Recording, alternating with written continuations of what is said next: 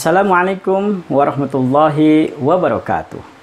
Pada kesempatan kali ini saya akan melanjutkan pembahasan video sebelumnya yang membahas tentang amil kedua dalam kitab Awamil Mandaya. Baiklah teman-teman pemirsa yang dirahmati oleh Allah Subhanahu wa taala, insyaallah kali ini saya akan membahas warna ketiga dalam kitab Awamil Mandaya. Di dalam kitab Awamil Mandaya, warna ketiga ini kita akan membahas tentang harfani tarfa'anil isma wa tansibanil khobaro, yang artinya dua huruf yang merupakan kepada isim dan menasabkan kepada khobar. Dalam hal ini kita akan melibatkan susunan kalimah mubtada khobar dan kita akan melibatkan isim ma'rifat dan isim nakirah. Oleh karenanya, di video sebelumnya kita sudah membahas tentang mubtada khobar. Maka pada kesempatan kali ini, sebelum kita membahas warna kedua dalam kitab Awamil Mandaya, kita sebaiknya membahas tentang isim ma'rifat dan isim nakiro terlebih dahulu. Baik teman-teman, mari kita saksikan bersama penjelasan tentang isim ma'rifat dan isim nakiro. Namun sebelum itu, seperti biasa, bagi teman-teman yang belum subscribe, silahkan subscribe terlebih dahulu. Dan bagi teman-teman yang sudah subscribe, silahkan di like dan di share kepada teman-teman kita agar video ini lebih bermanfaat lagi. Baik, mari kita saksikan bersama penjelasan tentang amil ketiga dalam kitab Awamil Mandaya. Teman-teman pemirsa yang di rumah yang dirahmati Allah Subhanahu wa taala. Apa itu isim ma'rifat dan apa itu isim nakirah? Isim ma'rifat di dalam kitab Ajurumiyah dikatakan bahwa isim ma'rifat adalah madalla ala muayyanin, yang artinya lafaz yang menunjukkan kepada benda yang ditentukan. Kemudian yang kedua, apa itu isim nakirah? Isim nakirah dikatakan dalam kitab Ajurumiyah al-ismul maudu'u li fardin ghairi muayyanin, yang artinya isim yang disusun atau isim yang dirangkai untuk perkara yang belum ditentukan. Baik, kita tulis saja pengertian daripada isim ma'rifat dan isim nakirah. Berikut pembagian-pembagian, berikut pengenalan isim nakirah dan isim ma'rifat. Baik, kita lihat di sini.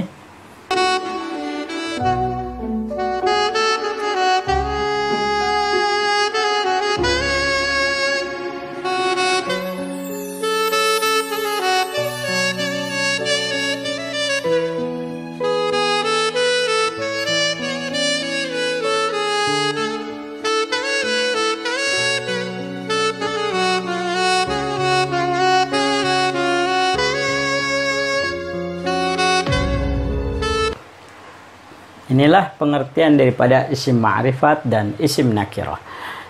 Isim ma'rifat adalah lafaz yang menunjukkan kepada benda yang ditentukan. Dalam bahasa yang lebih mudah kita pahami adalah isim yang bermakna dikhususkan. Artinya yang bersifat khusus. Kemudian isim nakirah adalah isim yang menunjukkan kepada perkara yang belum ditentukan. Dalam bahasa singkatnya adalah isim yang mengandung makna belum ditentukan atau masih umum. Jadi kita bisa simpulkan bahwa isim ma'rifat yang bersifat khusus, kemudian isim nakirah yang bersifat umum.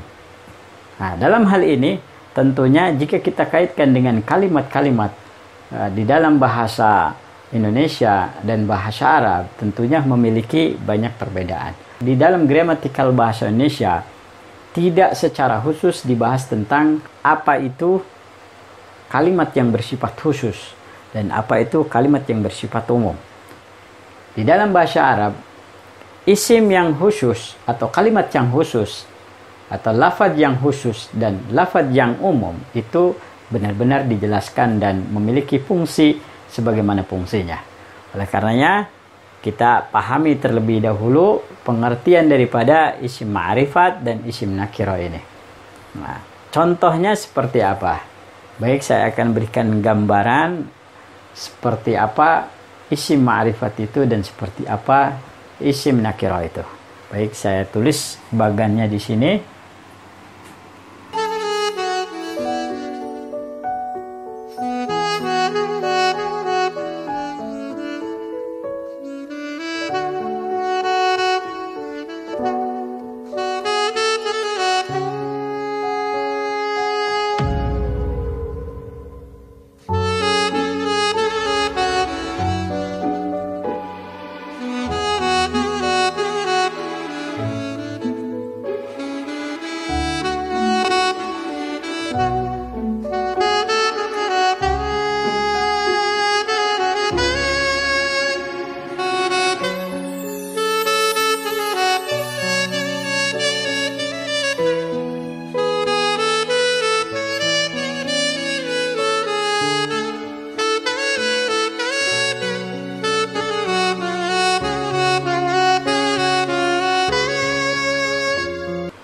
Pemirsa yang di rumah yang dirahmati oleh Allah Subhanahu wa taala. Perhatikan di sini. Kita akan mengulangi lagi makna daripada isim ma'rifat. Baik, kita lihat sini. Isim ma'rifat adalah lafaz yang menunjukkan kepada benda yang ditentukan. Dalam bahasa yang mudahnya adalah kalimat yang memiliki makna khusus. Kemudian isim nakir adalah isim yang menunjukkan kepada perkara yang belum ditentukan. Bisa juga kita terjemahkan kalimat yang mengandung makna umum. Baik, di sini kita contohkan supaya kita lebih mudah lagi apa itu isim ma'rifat dan isim nakirah. Lihat di sini, isim ma'rifat itu bisa ditandai dengan 5 hal. Nah, 5 hal ini di sini saya sudah tulis. Apa saja yang 5 hal itu? 5 hal itu di sini ditulis. Pertama adalah isim dhamir. Kedua, isim mubham. Ketiga, ismul alam. Yang keempat adalah ismul idhofah.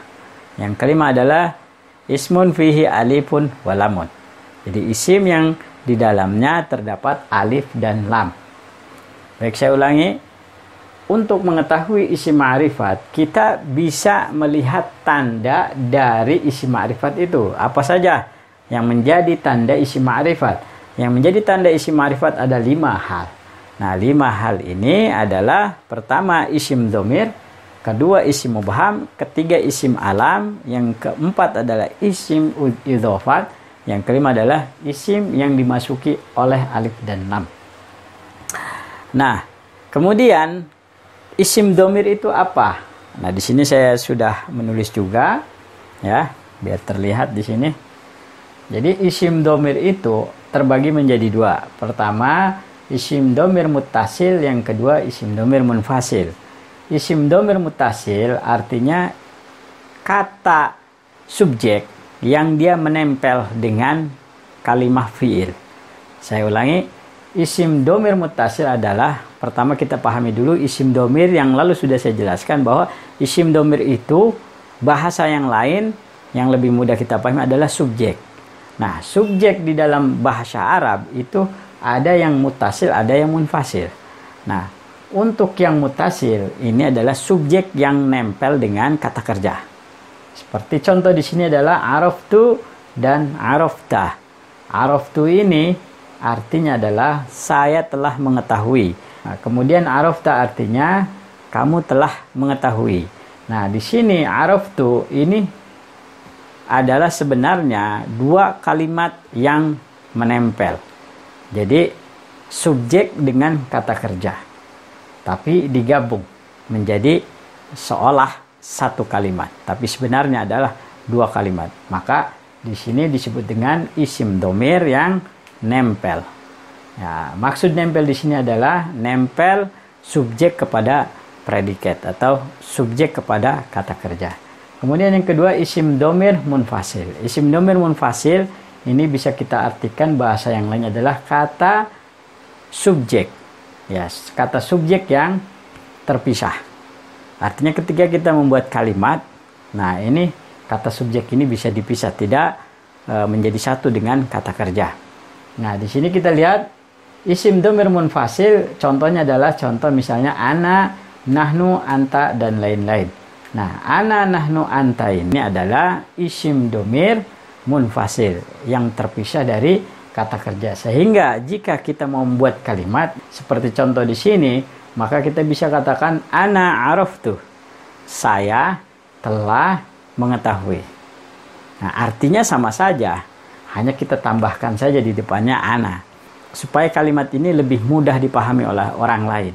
Sehingga kita tulis ana araftu, anta arafta, kamu telah mengetahui.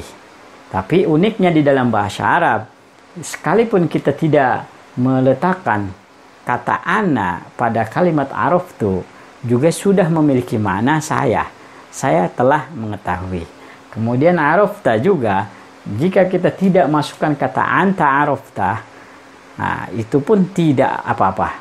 Makanya di sini inilah perbedaan daripada bahasa Arab, bahasa Indonesia, dan bahasa Inggris.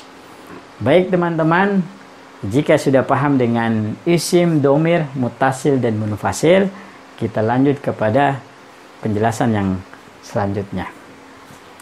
Nah, kemudian yang kedua, untuk mengetahui bahwa itu adalah isim ma'rifat, maka jika ada isim yang terbentuk dari isim mubham. Nah, isim mubham ini, untuk kita ketahui apa itu isim mubham itu ada dua bagian. Pertama, isim isyarah, kemudian yang kedua isim mausul. Nah, isim isyarah dalam bahasa Indonesia adalah kalimat tunjuk, kalimat petunjuk. Nah, kemudian isim mausul dalam bahasa Indonesia kalimat yang menyambungkan satu kalimat dengan kalimat yang lain. Nah, maka dengan adanya contoh di sini, kita bisa artikan apa yang dimaksud dengan kalimat petunjuk dan kalimat yang menyambungkan kalimat satu dengan kalimat yang lain. Nah, di sini saya berikan contoh isim isyarah. Contohnya adalah hadza. Hadza artinya ini. Ketika kita memegang spidol ini spidol. Nah, maka bahasa ini adalah menjadi petunjuk bahwa ini adalah spidol. Kemudian hadihi. Hadihi juga artinya ini. Nah, perbedaannya adalah hada dengan hadihi. Kalau hada menunjukkan untuk ininya laki-laki. Kemudian hadihi menunjukkan kepada ininya kepada perempuan. Jika kalimat yang huruf akhirnya tidak ada huruf to marbutoknya, maka kalimat tersebut jenisnya adalah laki-laki atau muzakkar. Nah, maka inilah kelebihan, keluasan dari sastra bahasa Arab. Nah, jika dalam bahasa Indonesia kita ketahui bahwa sebagai contoh kata buku. Buku ya sudah buku. Tidak ada dipermasalahkan apakah buku ini perempuan atau laki-laki.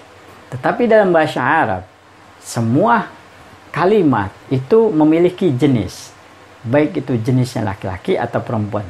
Dalam bahasa Arabnya muzakkar atau muannas. Maka hal ini menjadi pembahasan dalam kitab ilmu nahwu. Nah, maka di sini saya ulangi lagi bahwa isim ma'rifat yang kedua bisa ditandai dengan isim mubham. Isim mubham di sini adalah isim isyarah. Nah, di antara contohnya adalah hada, hadihi, haulai. Hada artinya ini, hadihi artinya ini, haulai artinya mereka. Nah, di sini hada di sini jenisnya adalah muzakkar. Muzakkar itu ditunjukkan kepada laki-laki. Kemudian hadhi ini jenisnya muannas. Muannas ini adalah ditunjukkan kepada perempuan. Kemudian haulai ini adalah mereka. Nah, maka mereka di sini lebih kepada sifat yang umum. Nah, artinya kata hada, hadihi, dan haulai adalah di antara kalimat isim isyarah. Nah, untuk lebih jelasnya lagi memahami tentang kalimat isim isyarah, kita akan bahas pada video yang selanjutnya yang akan datang. Baik, kemudian isim mubham yang mausul. Mausul adalah kalimat isim yang menyambungkan kalimat sebelumnya dengan kalimat setelahnya. Maka di sini contohnya adalah allazi, allati. Allazi bahasa Indonesianya yang, allati juga yang. Nah, perbedaannya allazi jenisnya muzakkar, kemudian allati jenisnya muannas. Sebagaimana sama dengan hadza, hadihi, mereka semua memiliki jenis. Nah, jadi disinilah ya kita jika memahami ilmu nahwu secara luas atau bahasa Arab secara luas, maka kita akan menemukan hal-hal yang baru jika kita sebelumnya belum pernah membaca atau belum pernah memahami ilmu nahwu. Baik teman-teman, untuk masalah ini juga lebih dalam lagi kita akan bahas pada video yang selanjutnya. Selanjutnya, isim ma'rifat juga bisa ditandai dengan isim alam. Apa itu isim alam? Isim alam adalah kalimat isim yang mengandung makna nama benda. Nah, nama benda di sini bisa berupa manusia, bisa juga nama daerah. Nah, yang dicontohkan di sini adalah Zaidun. Zaidun termasuknya adalah isim alam. Kemudian Ahmadu, nama Ahmad. Kemudian Makkata, kota Mekah. Nah, ini disebut juga dengan isim alam. Selanjutnya, isim ma'rifat juga bisa ditandai dengan isim idhofat. Nah, isim idhofat adalah, kita sudah pernah membahas pada video sebelumnya, isim idhofat adalah isim yang digabungkan dengan isim yang lain. Ma'udhifa ila ismin akhar. Nah, contohnya di sini adalah Abdullahi. Abdullahi ini adalah dua kalimat isim yang awalnya adalah abdun, kemudian yang kedua Allahu. Nah, kemudian satu isim dengan isim yang lain digabungkan menjadi satu sehingga kita gabung menjadi Abdullahi. Artinya hamba Allah. Ini yang disebut dengan isim idhofah. Kemudian isim ma'rifat juga bisa ditandai dengan isim yang di dalamnya mengandung huruf alif dan lam. Atau bahasa yang lain, isim yang dapat dimasuki oleh alif dan lam. Nah, contohnya di sini al-kitabu, al-qalamu. Nah, asal katanya adalah, saya tulis di sini, kitabun. Asal katanya kitabun. Kemudian bisa tidak kita masuki huruf alif dan lam? Ternyata kitabun di sini bisa kita masukin huruf alif dan lam. Sehingga ketika sebelumnya dibaca kitabun, ketika dimasuki huruf alif lam, jadi al-kitabu. Nah, yang tadinya domaten menjadi domah saja. Begitu juga dengan contoh al-qalamu. Al-qalamu asal katanya adalah qalamun, artinya pulpen. Ketika kita masukkan huruf alif lam di sini ya. Nah, jadi tulisannya seperti ini, maka qalamun menjadi dibaca al-qalamu. Jadi domah tennya hilang menjadi domah saja. Nah, inilah yang disebut dengan isim yang bisa dimasuki dengan huruf alif lam. Maka jika kita ingin lebih cepat lagi memahaminya, ketika kita membaca Al-Quran, kemudian ketika di dalam Al-Quran itu ada kalimat yang disambung dengan huruf alif lam, huruf alif dan lam seperti contoh di sini misalnya, nah maka itu namanya kalimat isim ma'rifat. Nah, kemudian juga seandainya kita ingin lebih mudah lagi, kemudian kita ingin mengetahui mana kalimat isim ma'rifat di dalam Al-Quran, kita bisa lihat di sini jika ada di dalam Al-Quran isim dhamir, baik itu mutasil atau munfasil, maka itulah dikatakan isim ma'rifat. Kemudian jika di dalam Al-Quran ada kalimat isim isyarah atau isim mausul, nah maka ini juga bagian dari kalimat isim ma'rifat. Kemudian yang ketiga, jika di dalam Al-Quran terdapat nama orang atau nama kota, itu juga disebut dengan isim ma'rifat. Kalau di dalam Al-Quran biasanya yang kita temui nama misalnya Musa. Nah, kemudian Ibrahim. Ya, Musa itu isim alam. Ibrahim itu juga isim alam. Kemudian nama kota biasanya di Al-Quran disebutkan Bimakkata, di kota Mekah. Nah, itu juga isim alam. Maka itu juga termasuk daripada isim ma'rifat. Kemudian juga di sini dikatakan jika kita menemukan di dalam Al-Quran adalah isim idhofat, Jadi isim yang menggabung dengan isim yang lain. Nah, seperti contoh di sini Abdullahi, maka di situ juga dikatakan isim ma'rifat. Kalau di dalam Al-Qur'an contoh daripada isim idhofat itu banyak. Ya, jadi tidak hanya terbatas contohnya Abdullahi. Intinya jika ada isim yang bisa mengajarkan kepada isim yang lain, nah, maka berarti itu susunan dua kalimat itu adalah susunan idhofat. Nah, kemudian yang selanjutnya, jika kita menemukan di dalam Al-Quran terdapat kalimat yang dimasuk ke alif lam, maka itulah yang disebut dengan isim ma'rifat, ya. Ismun fihi alifun wa lamun. Contoh Al-Kitabu dan Al-Qalam. Baik teman-teman pemirsa yang di rumah yang dirahmati oleh Allah Subhanahu wa taala, inilah pengertian daripada isim ma'rifat. Ya, jadi gambaran secara singkatnya seperti ini. Jangan pusing jika kita ingin mengidentifikasi di dalam Al-Quran atau dalam kitab yang gundul. Nah, kita bisa menggunakan standar patokannya adalah yang ini. Ya, mana isim ma'rifatnya ini? Kemudian yang kedua, sekarang kita memahami isim nakirah. Isim nakirah adalah isim yang menunjukkan kepada perkara yang belum ditentukan. Nah, dengan bahasa singkatnya adalah isim yang mengandung makna umum. Nah, sekarang seperti apa contohnya? Mudah saja untuk isim nakirah. Isim nakirah ini adalah isim sebaliknya daripada isim ma'rifat. Kalau isim ma'rifat itu yang mengandung makna khusus, tetapi isim nakirah adalah isim yang mengandung makna tidak khusus. Maka untuk mendapatkan contoh daripada isim nakirah, kita bisa menggunakan contoh di sini. Apa itu? Isim nakirah adalah isim yang bukan isim ma'rifat. Maka jika kita lihat di sini isim dhamir, maka jika ada kalimat yang tidak ada isim dhamirnya, maka itu adalah isim nakirah. Jika ada kalimat yang tidak ada isim mubhamnya atau isim isyarah dan mausul, maka itulah isim nakirah. Kemudian jika kalimat tersebut tidak ada isim alamnya, artinya selain daripada nama orang atau nama kota, ya, dan lain-lain, nama-nama yang lain, maka itu yang disebut dengan isim nakirah. Kemudian jika kalimat tersebut tidak ada susunan idhofat, maka kalimat isim tersebut juga isim nakirah.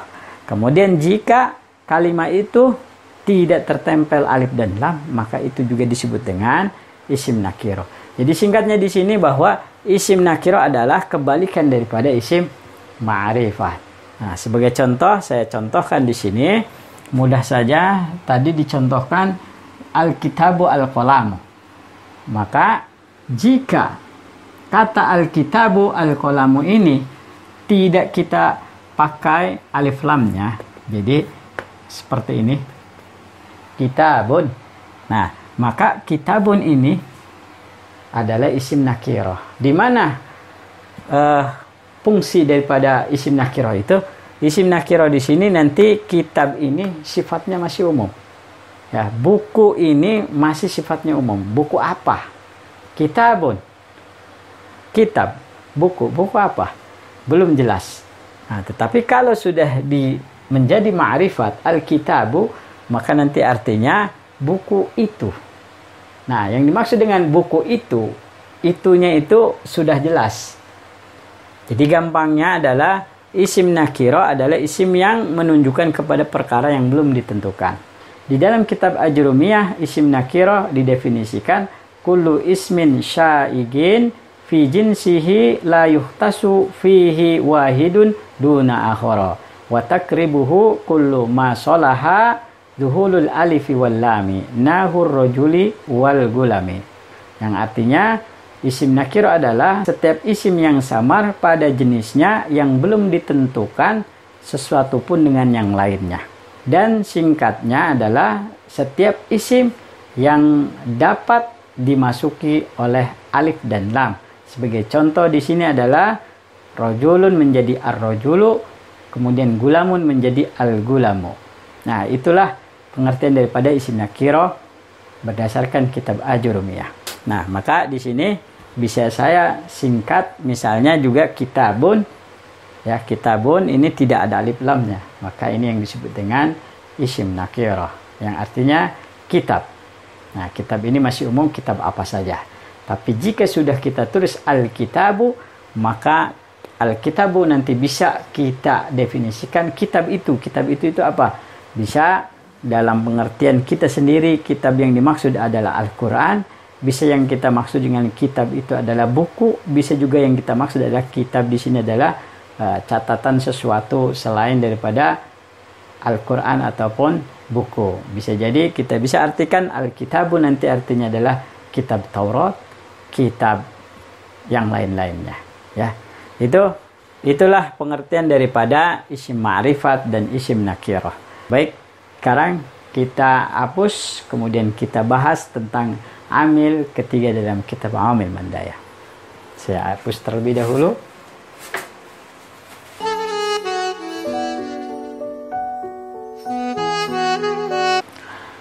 Teman-teman pemirsa yang di rumah yang dirahmati oleh Allah Subhanahu wa taala.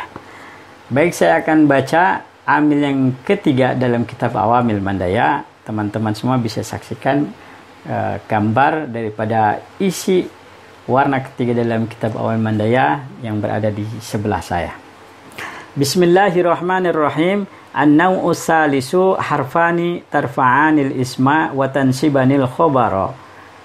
Utawi warna amil labdi samai kang kaping telu harfani iku rong huruf tarfa'ani kang rafa'aken ya huruf loro al isma ing isim wa tansibani lan nganasabaken huruf loro al khobaro ing khobar wa huma lan iya huruf loro ma wa la iku huruf ma lan la al musyabbihatani kang nyerupani karone bilaisa kelawan huruf laisah.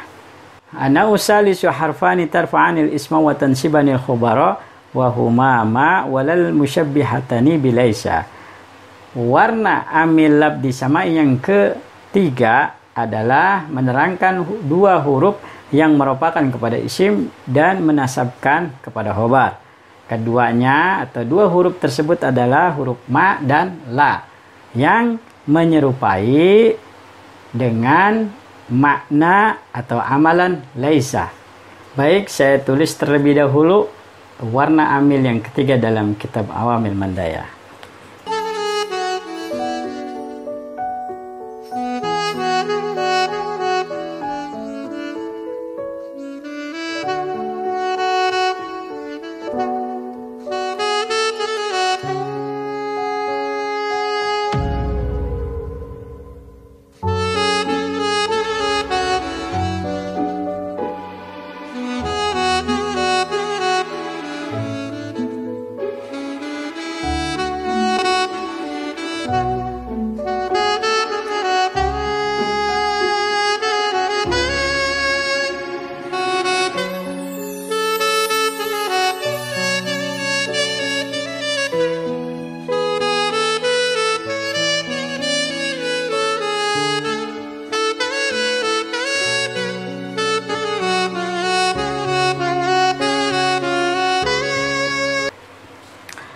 Teman-teman pemirsa yang dirahmati Allah Subhanahu wa taala. Inilah isi daripada warna amil yang ketiga dalam kitab Awamil Mandaya. Baik, kita jelaskan. Amil yang ketiga dalam kitab Awamil Mandaya menjelaskan tentang harfani tarfa'anil isma wa tansibanil khobar. Yang artinya huruf atau yang artinya dua huruf yang merupakan kepada isim dan menasabkan kepada khobar. Apa itu dua huruf tersebut? Yang dimaksud di sini adalah huruf ma dan huruf la. Maksud daripada al-musyabbihatani bilaisa di dalam kitab Awamil Mandaya artinya yang menyerupai dengan amalan laisa. Nah, maksudnya amalan laisa, laisa itu memiliki fungsi, memiliki perintah. Nah, perintahnya adalah sama. Harfun tarfa'ul isma wa tansibul khobar. Jadi laisa juga memiliki amalan merupakan isim dan menasabkan khobar. Maka di sini diartikan dalam kitab Awamil Mandaya disebut dengan al-musyabbihatani bilaisa. Lalu perbedaannya apa antara huruf ma dengan la? Perbedaannya adalah di sini saya tuliskan ketentuannya. Ketentuan huruf ma bisa masuk kepada isim ma'rifat dan isim nakiroh. Kemudian ketentuan huruf la hanya masuk kepada isim nakiroh saja. Nah, maka jika ketentuan ini berlaku pada keduanya, maka ma dan la ini mengandung makna amalan laisa, yaitu harfani tarfa'anil isma wa tansibanil khobaroh.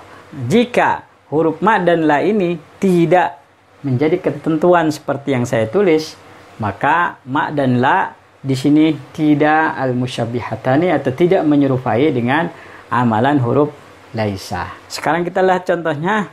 Contoh daripada huruf ma adalah ma zaidun qaimun. Kita coba asalkan terlebih dahulu. Asal kata dari ma zaidun qaiman adalah, asal kata mubtada khobarnya adalah zaidun qaimun.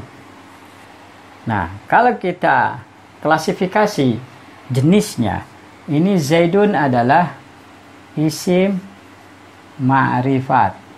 Ya, ini isim ma'rifat. Zaidun adalah isim ma'rifat. IM saya singkat. Kemudian qaimun ini isim nakiroh karena bersifat umum. Bisa kita lihat di penjelasan sebelum ini bahwa zaidun masuk kepada isim ma'rifat karena dia adalah isim alami. Nah, kata nama orang. Qaimun isim nakiroh. Nah, isim nakiroh di sini kenapa? Karena tidak memiliki tanda daripada isim ma'rifat, di antaranya adalah alif lam. Nah, jadi qaimun ini isim nakiroh. Maka ini sudah pas. Ketentuan huruf ma bisa masuk kepada isim ma'rifat dan isim nakiroh. Nah, zaidun qaimun ini adalah susunan mubtada khobar yang terdiri dari isim ma'rifat dan isim nakiroh. Sehingga ketika kita masukin huruf ma di sini, ya, ma, maka nanti fungsi dari ma ini adalah merofakan isim. Ingat, rofa identik tandanya adalah doma atau domaten. Kemudian nasab identik tandanya adalah dengan fathah atau fathah ten. Ma zaidun. Nah, ini rofa, merupakan isim. Isim di sini yang dimaksud adalah mubtadanya. Jadi ma zaidun kemudian menasabkan khobar. Menasabkan khobar, maka khobarnya yang mana? Tadinya qaimun. Karena dinasabkan, maka menjadilah qaiman. Itu maksudnya ya. Jadi ma zaidun qaiman. Artinya tidak ada jaid itu berdiri. Tidak ada jaid yang berdiri. Itu bahasa sederhananya. Ma zaidun qaimun. Tidak ada jaid yang berdiri. Atau tidak ada jaid itu berdiri. Nah, seperti itu ya kalau penerjemahan lugawinya. Dalam bahasa Jawanya ma zaidun qaimun oranana sapaki jaid iku ongkang ngadeg. Nah, kemudian contoh la ini ketentuannya adalah huruf la hanya masuk kepada isim nakiroh. Ya, bukan nakiroh. Isim nakiroh sudah kita jelaskan di awal bahwa isim nakiroh adalah kebalikan daripada isim ma'rifat. Di antaranya tidak terima atau tidak masuknya huruf alif lam. Nah, di sini dicontohkan bahwa contoh la adalah la rojulun dorifan. Nah, sekarang kita akan coba asalkan terlebih dahulu. Asal katanya adalah rojulun dorifun. Asal katanya adalah rojulun dorifun. Nah, kita coba satu-satu. Rojulun ini terbentuk daripada isim nakiroh. Kemudian dorifun juga terbentuk daripada isim nakiroh. Di mana tanda daripada isim nakirohnya? Nah, di antara tanda isim nakirohnya adalah tidak menerima huruf alif lam. Di kata rojulun tidak ada alif lamnya, maka dia kategori isim nakiroh. Kemudian dorifun juga sama, isim nakiroh. Nah, ini maka susunan kalimat-kalimat ini tidak ada isim ma'rifatnya. Maka di sini ketentuannya adalah huruf la hanya masuk kepada isim nakiroh. Jika nanti kita temukan bahwa ada huruf la kemudian masuk kepada isim ma'rifat dengan nakiroh misalnya, maka itu la-nya tidak bimakna laisa. Ya, maka amalannya tidak laisa gitu, tapi yang lain. Nah, sekarang kita cocokkan dengan contoh la rojulun dorifan, asal katanya adalah rojulun dorifun. Nah, kemudian kita masukin huruf la di sini. La. Maka fungsi la adalah merupakan isim. Nah, isimnya ada di depannya rojulun menjadi tetap rofa rojulun saja. Kemudian dorifun ya yang menjadi khobarnya kemudian kita nasabkan. Seperti ini. La rojulun dorifan, artinya tidak ada laki-laki itu cantik. Ya, makna dorif bisa diartikan cantik, bisa diartikan lucu seperti badut, bisa diartikan cerdas. Baik teman-teman pemirsa yang di rumah yang dirahmati oleh Allah Subhanahu wa taala, demikianlah pembahasan singkat tentang amil ketiga dalam kitab Awamil Mandaya. Nah, memang penjelasan dalam amil ketiga ini cukup sangat singkat dan sederhana sekali, tetapi lagi-lagi mungkin kita akan kebingungan dengan fungsi-fungsi perintah pada amil yang ketiga ini. Pertama, yaitu tentang merupakan isim dan menasabkan khobar, berbeda dengan amil yang kedua adalah menasabkan isim dan merupakan khobar. Jadi dibalik ya. Kemudian ada ketentuannya, huruf ma di sini bisa masuk kepada isim ma'rifat dan bisa masuk kepada isim nakiroh. Kemudian ketentuan huruf la hanya masuk kepada isim nakiroh saja. Ya, itu saja teman-teman pemirsa yang di rumah. Untuk lebih jelas lagi tentang pembahasan amil ketiga dalam kitab Awamil Mandaya ini, bisa teman-teman berikan komentar di bawah video ini. Baik itu tentang pemahamannya ataupun ada hal-hal yang masih belum bisa dipahami. Baik teman-teman pemirsa yang di rumah yang dirahmati Allah Subhanahu wa taala, selanjutnya saya akan membahas amil yang keempat pada video yang akan datang. Oleh karenanya jangan lupa teman-teman dan pemirsa yang di rumah yang dirahmati Allah Subhanahu wa taala, saksikan terus video ini hingga selesai agar kita bisa memahami ilmu nahwu dengan lebih mudah lagi. Baik, itu saja. Terima kasih. Akhirnya saya undur diri. Assalamualaikum warahmatullahi wabarakatuh.